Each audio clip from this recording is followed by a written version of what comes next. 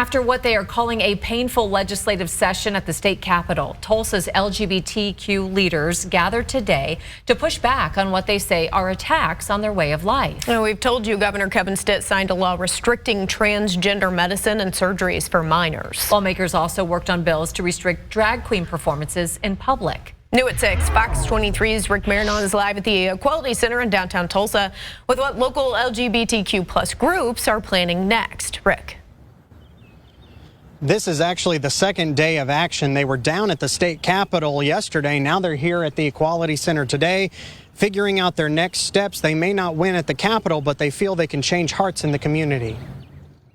Between the drag queen bills and the new law about who can get transgender medical procedures, Tulsa's LGBT community says this legislative session has been one of the toughest they've endured. But it's really nothing new for Oklahoma. Unfortunately, we saw a lot of attacks last year and this year, and it will probably continue to happen in the future. But the Human Rights Campaign and Oklahomans for Equality are both concerned that next legislative session will be just as bad, and continued policies coming out of the State Department of Education will mean there is no rest between now and next February. What it really is a perpetual issue. So every legislative year we find a new set of people that we want to target and marginalize. This keeps happening and happening and happening because we keep othering each other instead of being respectful of our individual existences. Tuesday, a roundtable of local leaders and activists met to combat the rhetoric that somehow they are mutilating or abusing children. And they say it's time the community find out who they really are. They're friendly neighbors. Most people fall somewhere in the middle. They're not to one extreme or the other.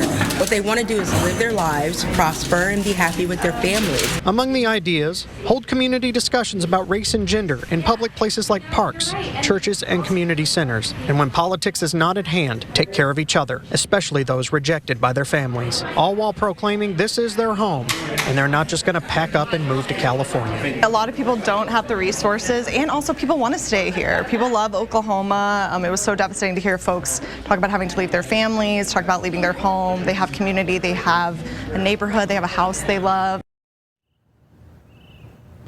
So yes, there are times when lawsuits are needed to try to overturn some of the laws that were passed, and there have been victories as far up as the Supreme Court, but those lawsuits get expensive. Today's solutions they were looking for today are mainly community level events that really don't break the bank, but instead make a difference here on the local level. Live covering news that matters, I'm Rick Marinon, Fox 23 News.